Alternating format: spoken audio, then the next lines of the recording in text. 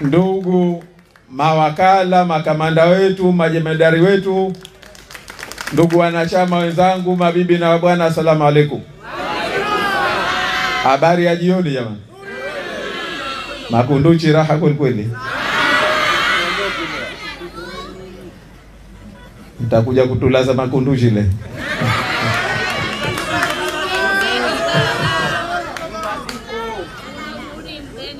Kwanza naomba niungane na nyinyi tumshukuru Mwenyezi Mungu.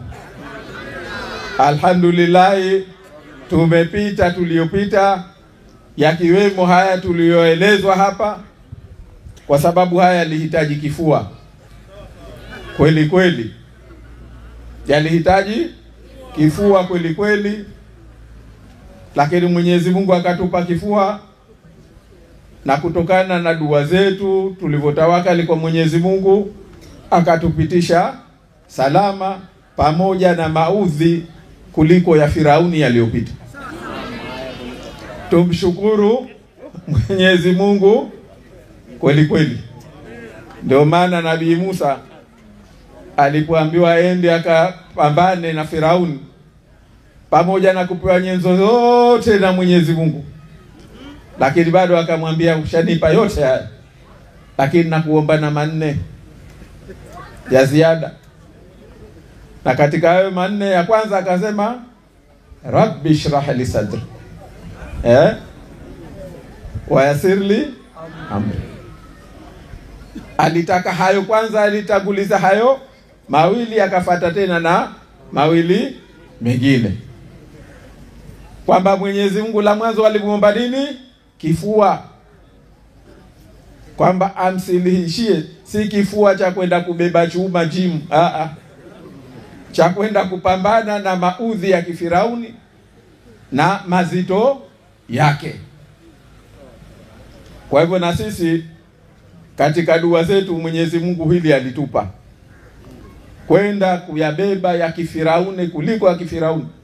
Maana naamini wengeingia mechi, naamini jamaa zetu wao wengeshinda. Naam.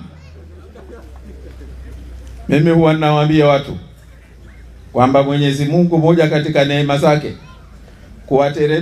kutokuwateremsha baadhi ya watu tulionao leo hapa Zanzibar, kwamba hakuwateremsha wakati wa Mtume, maana yake wengempa shida kweli.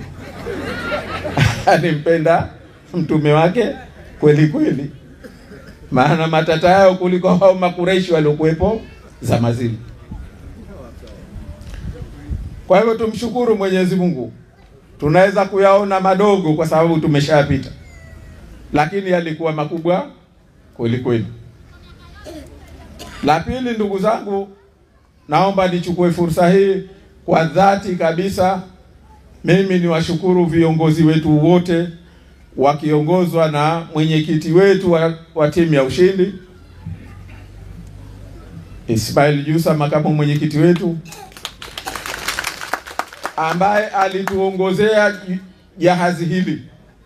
Kwanza kupanga mipango, kupanga malengo yetu na kuhitimiza.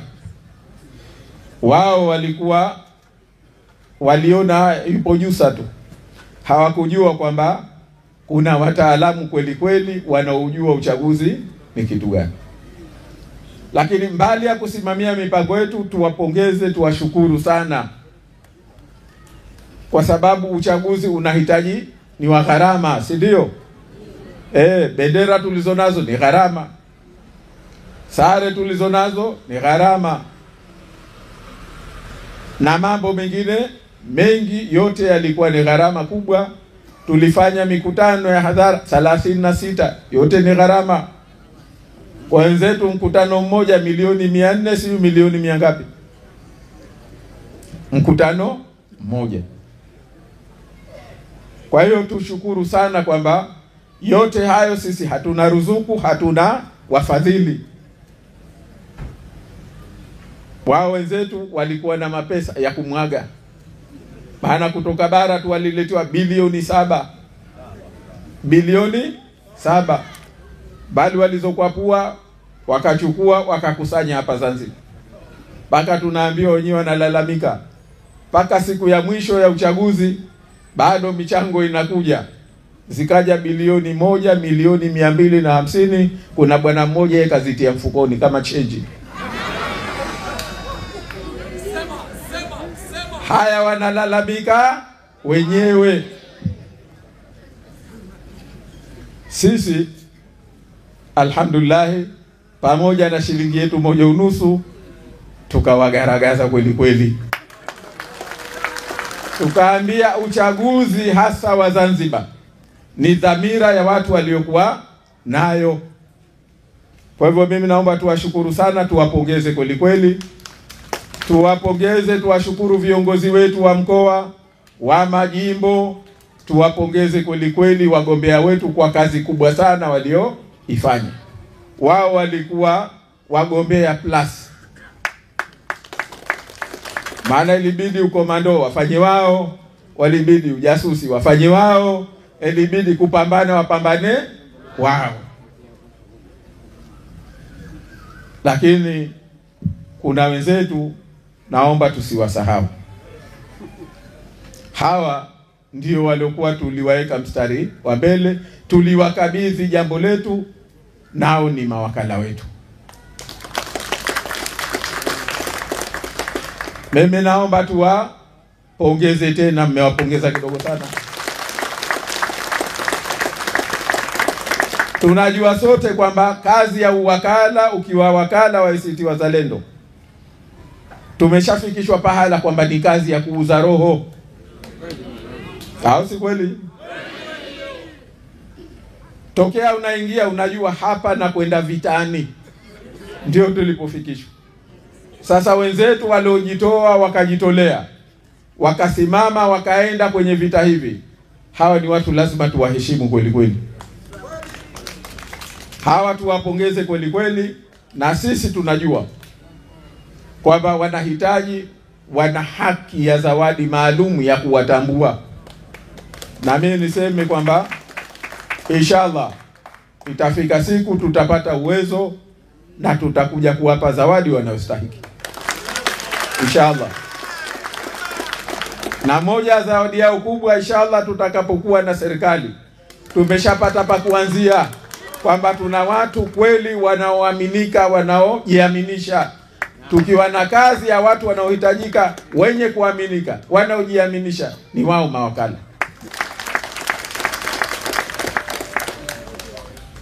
Tuwashukuru kweli kweli.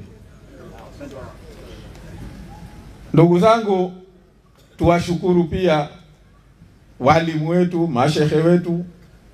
Sisi uchaguzi huu moja tulilolifanya kubwa, hili alikuwa lieleze makamo, lakini kwa sababu ya muda naona mimi niliseme kwa ufupi tu. Kama kuna jambo moja tulilokuwa nalo katika uchaguzi huu ni kumuelekea Mwenyezi Mungu, kutawakali kwa Mwenyezi Mungu. Tuwashukuru sana wazee wetu waliotuongoza katika mambo haya, wakajitoa, wakajitolea. Tuwashukuru walimu wetu, mashehe wetu ambao walifanya kazi kubwa sana kutuongoza katika hili na kusimamia jambo hili. Na kwa hakika kama kuna wakati tulitawakali kwa Mwenyezi Mungu kweli kweli, basi ni katika uchaguzi huu. Tulitawakali kwake kwa sababu tunachotafuta ni haki ya nchi yetu. Tunachotafuta ni haki ya wananchi. Tunayotafuta ni haki yetu. Mwenyezi Mungu alhamdulillah katujibu dua zetu. Kawaida binadamu anataka ngine ujibiwe lije vile vile ulivyoomba wewe, kwamba lije ndani ya box na unataka lije ndani ya box. Ukiomba keki unataka ile ile keki, au sivyo? Lakini Mwenyezi Mungu yeye ana namna yake ya kutoa, wakati wake wa kutoa, jinsi yake ya kutoa. Sisi tunaamini kwamba Mwenyezi Mungu katujibu dua zetu. Tulivyoendesha mambo yetu mpaka tukafika, yote ni dua zetu tulizotawakali kwa Mwenyezi Mungu. Tulimuomba Mwenyezi Mungu atufunulie nyoyo za Wazanzibari wenzetu waliokuwa bado wamelala, waliokuwa bado hawajaona njia. Kwa mara ya kwanza nyote ni mashahidi kwamba tumepiga kura katika nchi hii tukiungana pamoja kama Wazanzibari. Kuna wakati tumepata kura nyingi kutoka CCM, ni mwaka huu, uchaguzi wa mwaka huu. Na kama mlivyozungumza, kama kuna wakati ambao CCM waliokuwa bado hawajaamka au wenyewe bado roho, wengine mazoea na tabu, basi angalau wengi hawakwenda kupiga kura. Hii kwetu sisi pia ni kutuunga mkono, ama sivyo jamani? Kwa hivyo tumshukuru Mwenyezi Mungu kwa hilo, kuunganisha nyoyo zetu tukasimama katika jambo letu. Lakini kubwa kuliko yote jamani, jambo muhimu kweli kweli, jambo muhimu kweli kweli ni usalama mtu wa nafsi yake, usalama wa mali yake, usalama wa heshima yake. Na hili Mwenyezi Mungu alhamdulillah, walioyapanga watu hawa, walioyakusudia kuyafanya hapa, na yote Mwenyezi Mungu na tumeyaona vituoni. Kwa sababu mtu anapokuja leo wakafanya wanayofanya, maana yake wao wamekusudia iwe vurugu. Na kwa sababu wao walishajipanga na silaha na ukatili na udhalimu, ambao wangeumia ni watu wetu sisi. Wengi wangekuwa ni watu wetu sisi. Lakini Mwenyezi Mungu akatuongoza, akasema mtabaki salama. Alhamdulillah, kwa hilo tumshukuru. Kuna wakati walikuja mimi wakaniuliza, na niliwahi kuambia, walipotaka tuje tugawane majimbo, alikuja ibilisi wao mmoja. Nikamwambia kwamba sisi hatuwezi kwenda kuwatapeli wananchi. Hii si suala letu la vyama. Hili ni wananchi ndio tunaowasimamia. Sauti zao wajibu wetu kuzilinda. Tukasema kwamba wananchi wanataka hili. Sasa sisi hatuwezi kwenda kuwahadaa wananchi, wamepiga kura wanamtaka huyu, sisi tukasema hili jimbo hili tunawaachia nyinyi. Haiwezekani hilo. Sema basi majimbo yatachukuliwa yote. Nikamwambia chukueni. Sasa kama mnaweza kuchukua, kwa nini mnataka ruhusa yetu? Kwa hivyo mtafanya nini? Nikamwambia mtaona tutakayofanya. Mtatia watu barabarani. Nikamwambia sasa hatutii barabarani hata mtu mmoja. Mara inshallah atakaingia barabarani ni Mwenyezi Mungu mwenyewe, na nyie mtamuona.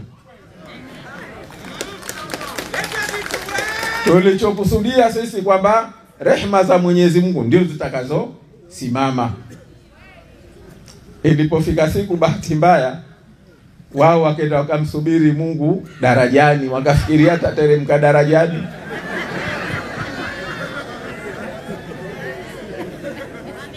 Lakini kwa mwenye akili yake kamuona Mwenyezi Mungu alivyoteremka na alikoteremka.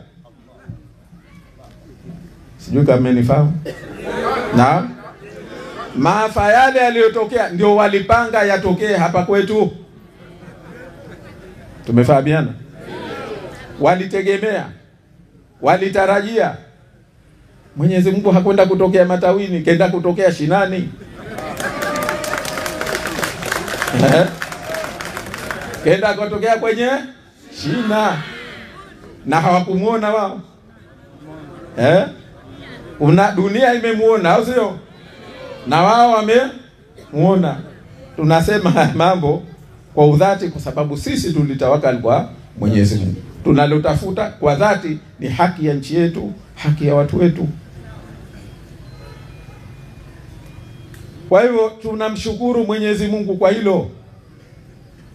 Ndio nilikuwa nasema kama kuna kilichoibiwa, kilichodhulumu wao ni furniture, lakini nchi yetu imebaki, nyumba yetu imebaki salama. na hapo ndio pahala pazuri pa kuanzia. Kwa hiyo tunashukuru sana kwa hilo, kwamba tumekwenda kwenye uchaguzi huu, Mwenyezi Mungu katuvusha salama. Lilobakia sasa ni kwenye suala matokeo ya uchaguzi huu. Ndugu zangu, mimi huwa ninawaambia, tuliingia uchaguzi wa mwaka 2020, yakatokea maafa aliyotokea. Watu wakauliwa 21, 18 wakabaki na ulemavu wa kudumu. Watu 48 tukawatibu kwa muda mrefu, tukaachiwa vizuka 14, yatima 38. Watu hawa ndio waliowafanya hayo. Lakini 2020 tukasema, tukayabeba yote, mzee wetu kayabeba, katuongoza, tukaingia kwenye serikali ya umoja wa kitaifa. Miongoni mwa imani yetu sote tulisema 2020 ule alikuwa Magufuli ndio alofanya yale, au sivyo? Tukaingia kwa imani kwamba huku tunakokwenda tunaweza tukayatengeneza, maana tumepata mtu rahimu, au si kweli?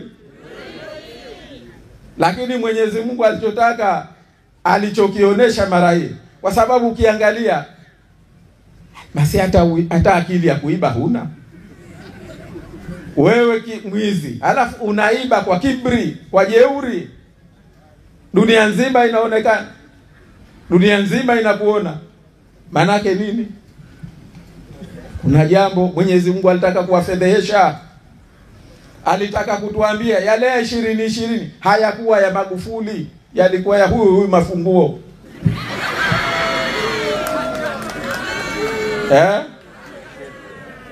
Yalikuwa na mwenyewe. Sasa Mwenyezi Mungu katuonesha mara hii. Mwenyezi Mungu alichofanya ni kuwafedhehesha tu. Hawa watu walikuwa na suruali imepasuka. Mwenyezi Mungu alichofanya mara hii kawapelekea ngazi, wakaambia hapa ndeni.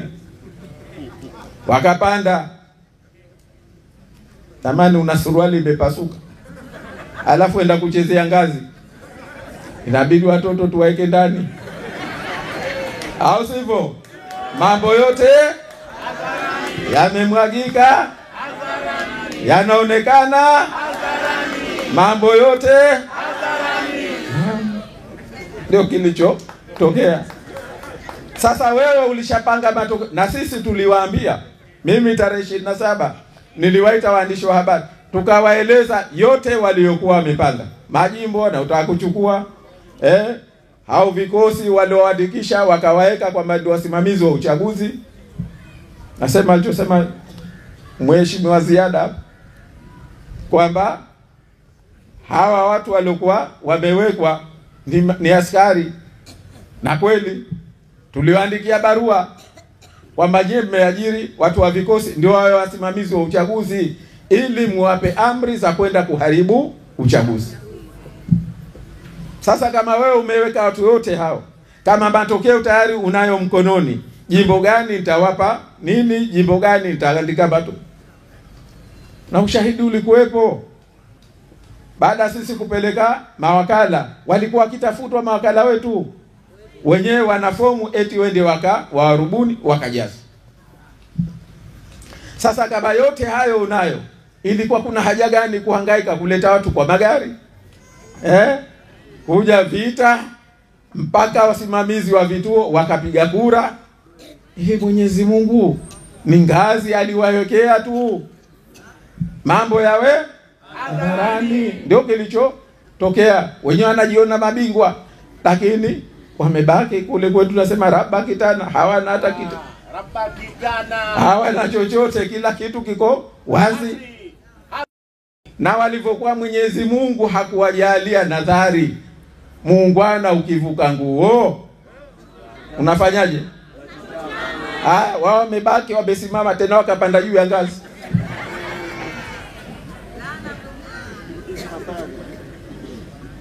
Tumefahamiana? Kwa hivyo jamani, mimi niseme tunashukuru kwa hilo. Tumelipita. Swala naamini sote tunajiuliza. Kutoka hapa tunakwenda wapi? Au sivyo? Sasa hapa mimi nataka niseme kwa ufupi. Iko siku yake ya kuja kueleza kwa urefu. Lakini la kwanza, ndugu zangu, kuna mambo naomba tufahamiane. Kwa sababu tukifahamiana haya, safari yetu itakuwa rahisi. La kwanza, katika hii safari tunayokwenda, cha msingi sisi tunasema leo kwa uchaguzi huu unaoitwa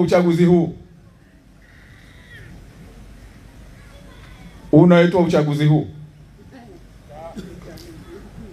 fedheha sio ya ACT Wazalendo, kukosewa sio ACT Wazalendo, kusalitiwa sio ACT Wazalendo, waliodhulumiwa sio ACT Wazalendo, ni Zanzibar, ni nchi yetu sote. Tunafahamiana? Fedha zilizotumika mabilioni kwenda kufanya kituko kama hichi, uhuni kama huu uliofanyika, ni fedha zetu. Hakutoa mtu baba yake pesa wala mama yake kutoa pesa. Ni fedha za wananchi wanyonge wa nchi hii zimekwenda kutumika kufanya uhuni huu uliofanyika. Leo sisi Zanzibar si wa kuambia watu kwamba hatujui, yani tumefika kufikishwa uhuni huu tuliofanyiwa. Ni aibu, ni fedheha kwa watu wanaojijua, watu waungwana kama wa nchi. Kwa hivyo hilo ndio kwanza msingi wetu sisi, tulifahamu hilo kwamba hapa hatusimamii tena jambo la ACT Wazalendo. ACT Wazalendo, wananchi wa nchi hii wametuonesha kwa kauli yao moja, wametupa amana, wametupa dhamana, wametuamini tusimamie maslahi yao, na sisi inshallah tutakwenda kuyasimamia. Sasa katika safari, la kwanza kuna mambo sema tufahamiane. La kwanza, kuna change ya mwizi. Kuna change ya mwizi. Mwizi kaiba 100,000. 20,000 imemdondoka. Wana Kusini tuiache? Tuichukue au sio? Ni haki yetu, si ndio? Sasa na wao kuna hayo majimbo walioyaachia. Haya majimbo waliokuwa wameachia, tumeamua kwamba wale walioachiwa basi waende, kama ni bungeni waende, kama baraza la wakilishi waende. Hili linaweza likatumika vibaya, manake mkababaishwa, ndo mshakubali, mbona bungeni mmeingia, mbona barazani mmeingia. Tuwatakavopita wakisema, tunachosema sisi, hii ni change ya mwizi, ni haki yetu, au sio? Tutakwenda nayo, ni yetu. Wala hii haina maana hata chembe, na wao wanajua kwamba sisi tumekubali uhuni walioufanya. Wizi wao unabaki ni wizi, uhuni unabaki ni uhuni. Na sisi hatutokubali nchi hii iendeshwe kihuni. Tuwe na viongozi waliopatikana kwa njia za kihuni.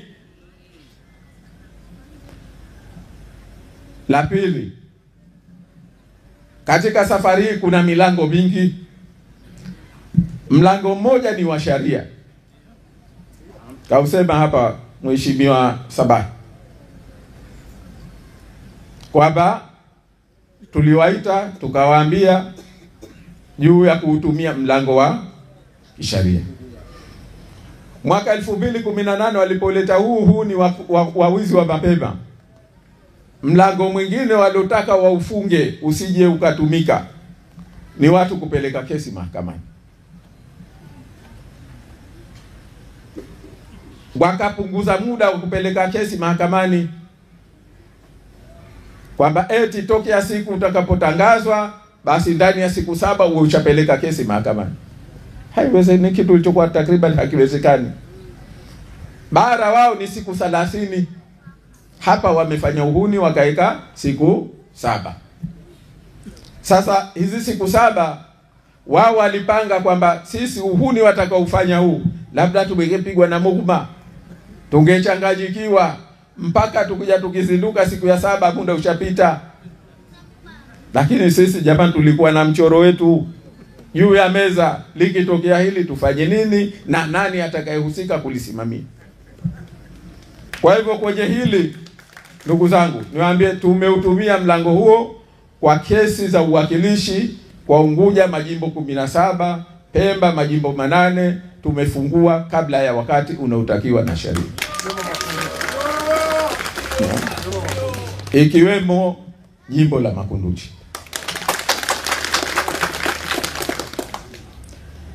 Na la pili walilofanya kutuzuia lilikuwa ni kuweka gharama kubwa, milioni 2.5 kufungua kila kesi moja. Kule bara ni wao wameweka 200,000. Sasa wewe ukitaka kuangalia sijui tusemeje hawa watu, sijui hata wapoje. Kwa hesabu za serikali yenyewe inasema kwamba pato la mwananchi wa Zanzibar kwa wastani halizidi milioni 3 kwa mwaka mzima. Lakini wao eti kufungua jambo la haki yako, haki ya wananchi, wameweka milioni 2.5 kwa kila kesi moja. Wao walijua kwamba hawa jamaa washabaliza uchaguzi, watapata wapi pesa za kufungua kesi. Jamani, sisi tumefungua kesi na pesa tumezitafuta, na inshallah haya yatakamilika kwa mujibu wa hiyo gharama walioiweka.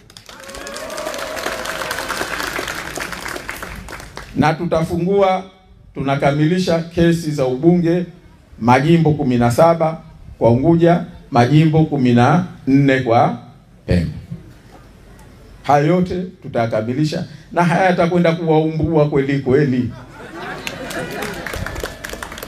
Ndio alisema hapa Mheshimiwa Shabani kwamba wewe unasema una vituturi 37 lakini wapiga kura 26,000.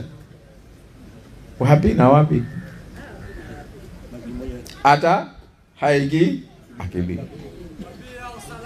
Lakini jimbo la Pangawe kwa mfano, mwakilishi kura zake kapigiwa 18,000. Mbunge yeye jimbo hilo moja, vituo hivyo hivyo, yeye 15,000.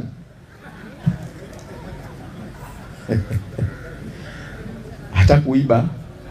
Lakini sio kuiba, ndio ile tunasema hii ni ngazi ya Mungu. Wamewekewa waliopasukiwa na mambo yote hadharani. Na kwa hivyo huo ni mlango wa kwanza ambao tunakusudia kuutumia na tumeanza kufanyia kazi. Baada ya hapo swala linarudi pale pale. Tunakwendaje? Maana baada ya kumalizika wengi walianza kutuuliza, naingia hatuingii, au sivyo? Maana mjadala hata na wao tulipomaliza tu haya mbio wakaleta watu kike kiume, wakubwa wadogo. Manake ndio mambo yashapita. Wengine tena mtu anakuambia, kwa mimi na wewe tulivyo, hebu tukae tu yazungumze. Naambia Yesu rafiki yangu, kwa mimi na wewe tulivyo, lakini haya si yetu mimi na wewe, haya ya watu, haya ya nchi.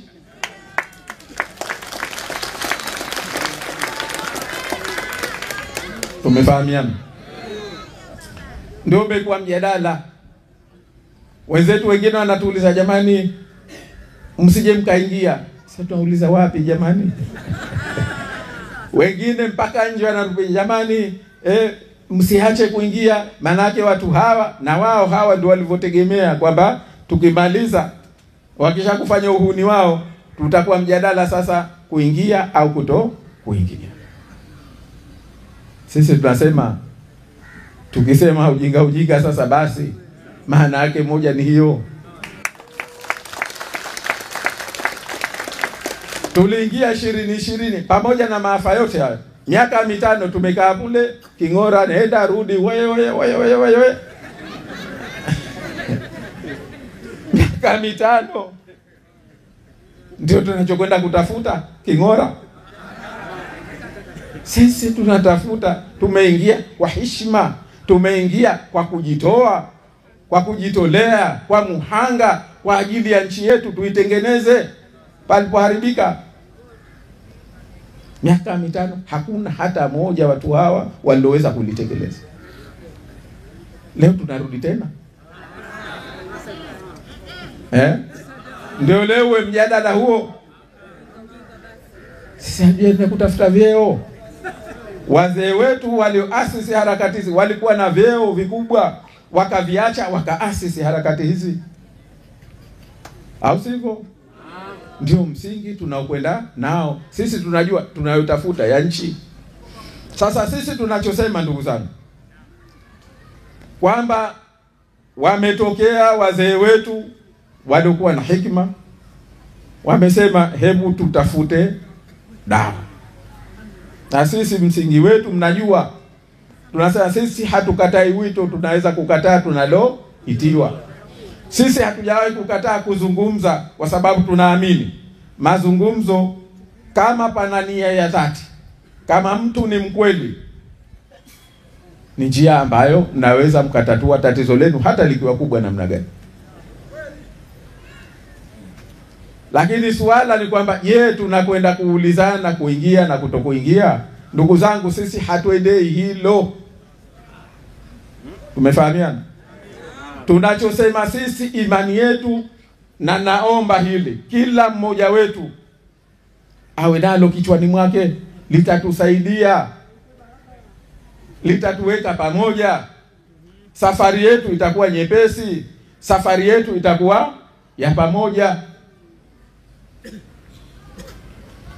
Sisi mtazamo wetu, sisi maono yetu ni lile la mwanzo nililozungumza, kwamba iliyokosewa sio ACT Wazalendo. Hapa tuna jambo la nchi. Nchi hii imetoka ilikotoka, na Mzee Karume wakapindua, wakaendesha nchi hii walivyoendesha kwa mujibu wa mahitaji ya wakati ule. Nchi hii kitawaliwa kwa dikirii. Baraza la Mapinduzi ndio lililokuwa serikali. Baraza la Mapinduzi ndio lililokuwa chombo cha kutunga sharia. Baraza la Mapinduzi ndio lililokuwa mahakama ya juu nchi hii.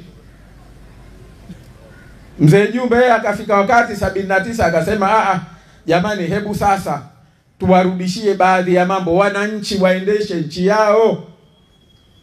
Akatunga katiba ya mwaka 79. Hakukuwa na maandamano, hakukuwa na shindikizo, hakukuwa na vyama. Chama kilikuwa kimoja. Lakini akasema wakati unahitaji wananchi ndio waendeshe nchi yao. Akaanzisha baraza la wawakilishi, na mwenyewe kwenye hotuba ya kulifungua akasema hili baraza la wawakilishi hili ndio litakuwa ngome ya wananchi kuchunga serikali yao. Tunafahamiana? Halikuwepo. Sasa leo chombo kilichoanzishwa kwa utaratibu huo, msingi wake ni hapo. Leo anatokea mtu mmoja kwa maslahi yake, kwa shughuli zake mwenyewe, anakwenda kuufanyia ufedhuli, anakwenda kuufanyia uhuni safari hii ya Wazanzibari iliyoasisiwa na wazee wetu. Anakwenda kusema hii baraza la wawakilishi itakuwa ngome yangu ya kunilinda na shughuli zangu na ufisadi wangu. Mtakubali nyie? Ndio nchi yetu tunayojenga hiyo? Ndio Zanzibar tunayojenga? Wazee wetu hawakujenga Zanzibar hiyo. Wazee wetu wamejenga Zanzibar ya kutuachia wananchi tusimamie serikali yetu. Asitokee mtu akatafuta vikaragosi wake akatuwekea kwamba huyu ndio atakuwa mwakilishi wenu. Awe mwakilishi wenu mlomchagua kwa sauti yenu, kwa ridhaa yenu. Nani mwenye jeuri ya kuja kusema no, sio huyu, ni huyu? Mnakubali hayo? Hayo ndio tunayosema ndugu zangu. kwamba wazee wetu walituwekea baraza la wawakilishi kiwe chombo cha wananchi kuichunga serikali yetu, kuwachunga waliopewa dhamana ya kuendesha shughuli zetu za Zanzibar. Na ndio dunia hii, ni nchi ya Jamhuri. Hii sio nchi ya ufalme, hii sio nchi ya Kimwinyi. Hii ni jamhuri, na jamhuri ni watu. Na ndio maana tunasema sisi, madamu watu ndio tulionao na wametupa ridhaa zao, sisi tutalisimamia hili mwanzo inshallah mwisho. Tuko kwenye jamhuri, hatuko kwenye ufalme wala umwinyi. Tumefahamiana? Waingereza wao walikuwa na mfumo huo wa Kimwinyi, nao wakaupindua, kisha wakaamua kurudi huko. Lakini leo tutazameni ndugu zangu, iliyosalitiwa ni Zanzibar, sio ACT Wazalendo. Tumefikishwa pahala kwamba wewe mwananchi leo huna haki ya kuchagua wala ya kuchaguliwa. Katokea mtu mmoja na jamhuri yake ya walaji na kikundi chake kidogo, wanajiita CCM. Maana sio CCM. CCM wamekaa majumbani marai wakasema hatuendi kubariki ufisadi huu. Kweli si kweli? Hao ndio CCM. Lakini hawa ni kikundi cha watu wachache. Wao ndio wanasema huna haki ya kuchagua. Wewe nani kuja kuniambia katika nchi yangu sina haki ya kuchagua? Huna haki ya kuchaguliwa. Katiba nchi yetu imesema mwananchi katika haki zake za mwanzo ni haki ya kuchagua na haki ya kuchaguliwa. Uwe mnyonge, uwe masikini, uwe nani, uwe mlemavu, uwe nani, una haki ya kuchagua, haki ya kuchaguliwa. Hii ndio haki ya msingi ya mwananchi.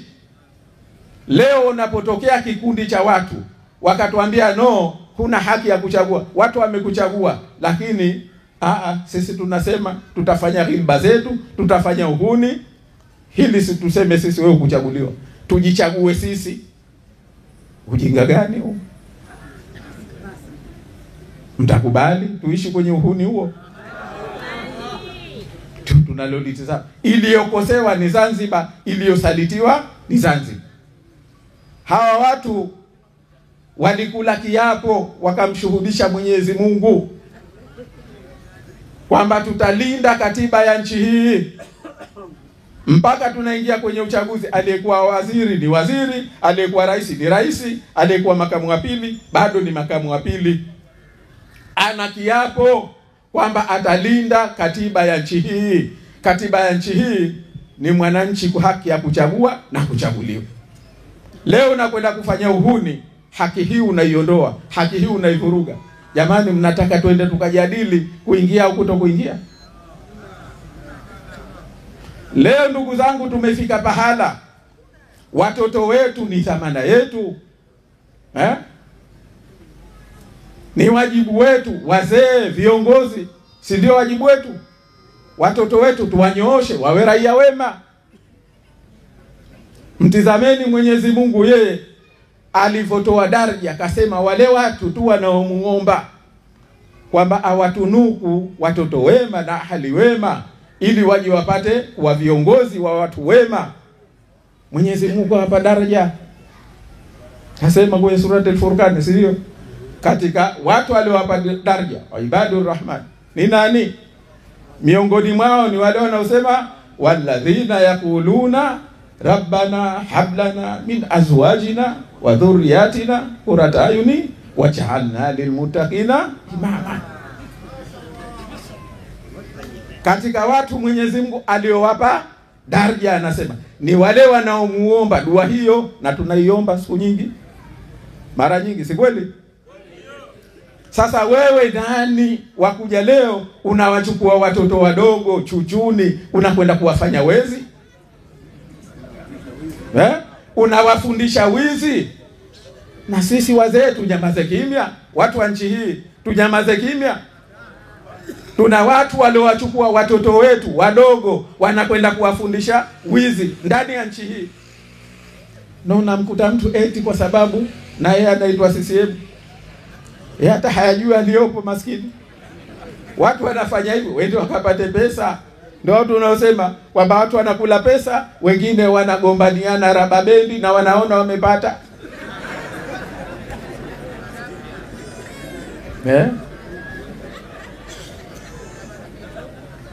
Umefahamiana?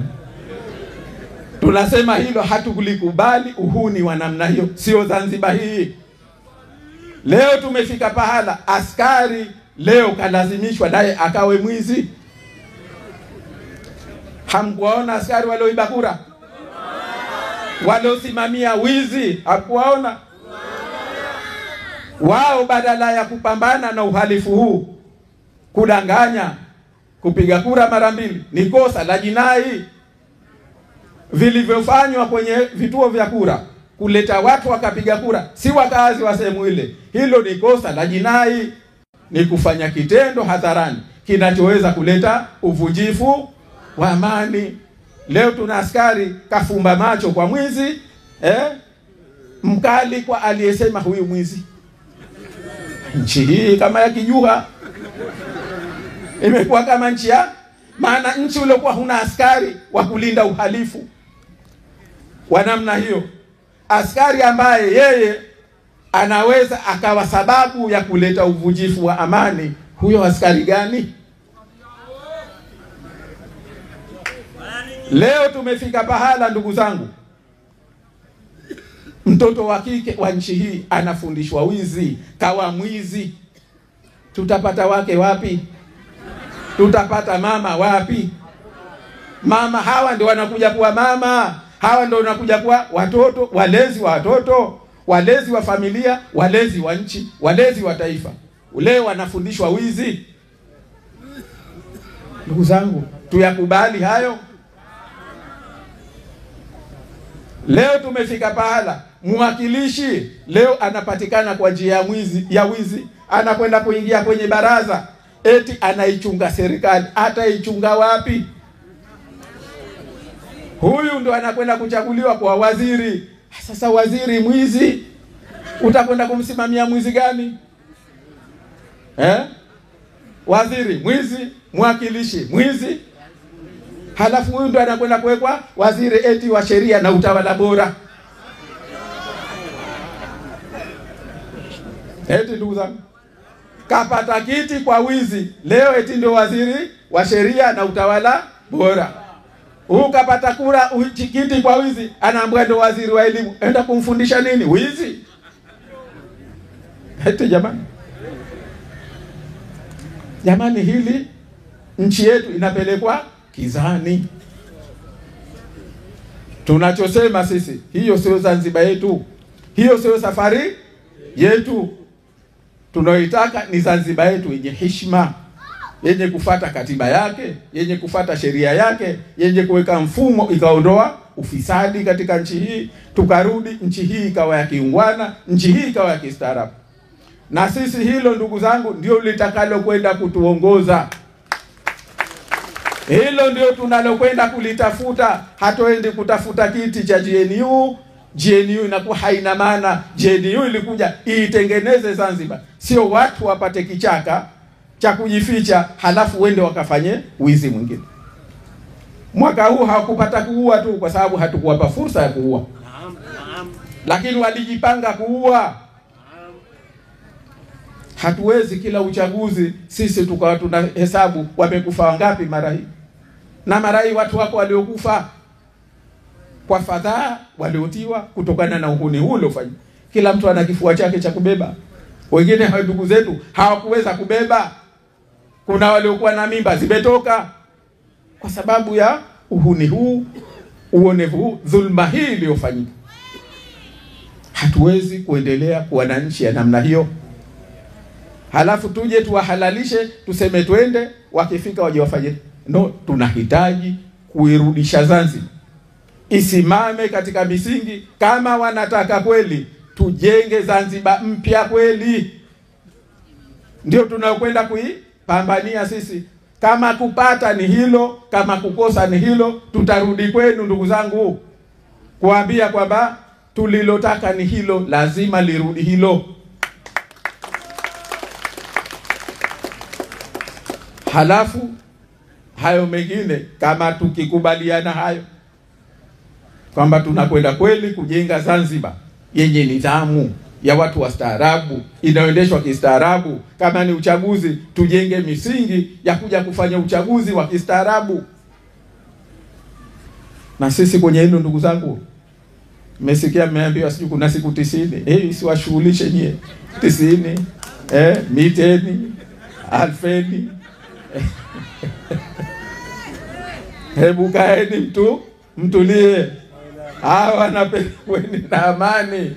Hawa wanapenda wanapenda namba lakini hawajui hesabu. Hiyo katiba wanaikoroga. Kwa hivyo tunachosema sisi ndugu zangu ni hicho ndicho tunachokwenda kukipambania. Tuko pamoja katika hilo? Tuko pamoja? Na hilo ndio litakalorudisha haki yetu, haki ya nchi yetu. Tuko pamoja ndugu zangu? Tuko pamoja? Hebu nione basi, kama tunyenywe mkono nione kama kweli. Mimi nashukuru sana. Lakini malizie kwa kusema, kwa hivyo sisi tumejipa kazi hiyo. Katika kazi hiyo wapo wenzangu mimi wanaonishauri, timu kubwa hao wote wamwa. Yusa yumo, Mazuru yumo, Bimani yumo, Babu Duni yumo, mwanasheria mkuu wa chama yumo, Mansuri yumo, Fatuma Fereji yumo, na naibu katibu mkuu wa chama chetu. Lakini mimi nikienda kwenye hizi shughuli za kuzungumza na kwenda na mzee wetu Babu Duni yumo. Kwa hivyo muwe na amani. Sisi bwana hatutokwenda kuwekiwa chambo. Mate yakatutoka. Sisi mate yashatukauka. Mate yetu yako kwenye nchi yetu. Lakini nimalizie ndugu zangu kwa kusema jambo moja. Kwanza kwamba hii safari tunaisema, lakini bado inahitaji subra. Subra kwa sababu watapita hawa vinyamkera. Watapita wakiwaambia maneno ya kuwavunja moyo kwamba ndio basi uchaguzi umekwisha, pia ndio kweli umekwisha. Na hatukuona sisi, hakukuwa na uchaguzi. Sisi wametuletea kwa mfano barua yetu tupeleke jina la makamo wa kwanza wa rais. Majibu sitaki ni yaseme. Lakini kwa ufupi tunaambia kwa uchaguzi gani? Kwa uchaguzi gani? Maana katiba yetu inasema aliyetokea wa kwanza ndio awe hivi, aliyetokea wa pili ndio awe hivi. Wewe umejuaje sisi wa pili? Wakati sisi ndio tuliopewa ridhaa na wananchi wa Zanzibar. Kwa hivyo sisi tukae pale mezani tukualike wewe, lete jina. Tumefahamiana. Lakini sisi hatujapeleka jina. Tunaambia la kwanza tuulize, nataka mimi umuite kwa jina langu. Tulikuwa na chuo kwani? Mtoto ulipata wapi? Au sivyo? Ndio ajulikane baba, au sivyo? Naam. Kwa hiyo kwa ufupi tunachosema, hii safari itahitaji subra. Kwa sababu silaha yao sasa ni hiyo. Sisi tunasema tunakijua tunachokifanya. Na tunachokitafuta ni hicho. Tunajua wao hawakitaki hicho. Tumefahamiana. Kwa hivyo si safari ambayo mkachukulia itakuwa nyepesi. Tujipange hilo, tulijue hilo. Lakini muwe na imani, muwe na amani kwamba hiyo ndio safari yetu. Na tunaiendea kwa weledi, tunaiendea kwa imani ya 100% na kwa kumtanguliza Mwenyezi Mungu mbele. La pili ndugu zangu, tumefika hapa leo kwa sababu ya mshikamano wetu, kwa sababu ya umoja wetu, na kwa sababu ya kuimarisha taasisi yetu, chombo chetu tulichokitumia katika kufika hapa tulipofika. Mimi naomba kama kuna wakati tunahitaji mambo haya, ni sasa. Tunahitaji mshikamano kuliko tulikotoka. Tunahitaji umoja kuliko tulikotoka. Sasa hivi sio tu tuwe na mshikamano, tuonekane pia kama tumekuwa tuko kwenye mshikamano. Maana haya tunaweza ukapitiwa sisi tunasema tunaongozwa na msemo wa wazee wetu. Wazee wetu walituambia, sikiliza, mambo yote duniani azima, unaweza ukaazima jambo moja, usije ukaazima ujinga wa mtu. Usije ukaazima, kama wataka ujinga tengeneza mwenyewe utumie. Sawa sivyo? Kwa hivyo na sisi tunasema, sisi kama ni ujinga, huu ni ujinga wetu kusimama kwenye hili. Sisi tunavyoamini huu ni werevu wetu, kwa sababu tunajua nini kilichoharibika na ambacho hatukikubali na lazima tukitafute. Kwa hivyo hili kama tuko pamoja, tusimame nalo pamoja. Si tumesema tuko pamoja? Tusimame nalo pamoja. Akitokea mmoja akasema yeye mwerevu, akaona hii njia sio, huyo si wetu. Aisa minna, au sio? Huyu si wetu. Wetu ni yule ambaye tutasimama pamoja katika hili. Kama ni ujinga, ti ujinga wetu unakutakia nini wewe? Au sivyo? Wewe unakukera nini? Kama ni werevu wetu. Kwa hivyo jamaa, litakalo zidi. Na katika hilo msikubali kuletewa maburukutu. Mkaambiwa sijui drip, sijui nani, kuna nini. Jamani, lolote njia iliyopita, sisi tuna nidhamu ya kuwasiliana. Ndio maana leo tumewafuata kuambia kinachojiri, kinachoendelea. Au sivyo? Na nyie alhamdulillah, Mwenyezi Mungu sifa hiyo katupa. Hata kuna siku karibuni, wiki iliyopita, nilikutana na mmoja katika wazee wetu ambaye aliwahi kuwa rais wa Zanzibar. Akanipa salamu hizo, akanambia, bwana, ninawapongeza kwa dhati wanachama wenu kwa kuwa na nidhamu, wakasikiliza maneno ya viongozi wenu, mkaiepusha nchi hii na balaa na janga la kuvunjika amani. Hizo ni salamu za mzee wetu. Tumefahamiana. Tuliendeleze hili, ndio rasilimali yetu, ndio mali yetu, ndio silaha yetu. Tuko pamoja jamani? Kama tuko pamoja, mimi naomba niwashukuru kwamba tuko pamoja katika hili. Tunachosema, tulipofika tumefika, sasa basi. Hapo alipofika sasa basi. Tunaotaka ni nchi yetu, ni Zanzibar yetu irudi katika misingi ya kuendeshwa kistaarabu. Tusimame katika msingi wa katiba yetu, tamaduni zetu, silka zetu. Hatutokubali nchi yetu kuchezewa na kufanyiwa uhuni wa namna hii. Tuko pamoja? Tuko pamoja? Tunasema sasa tulipofika basi. Asanteni sana, mimi nawashukuru sana.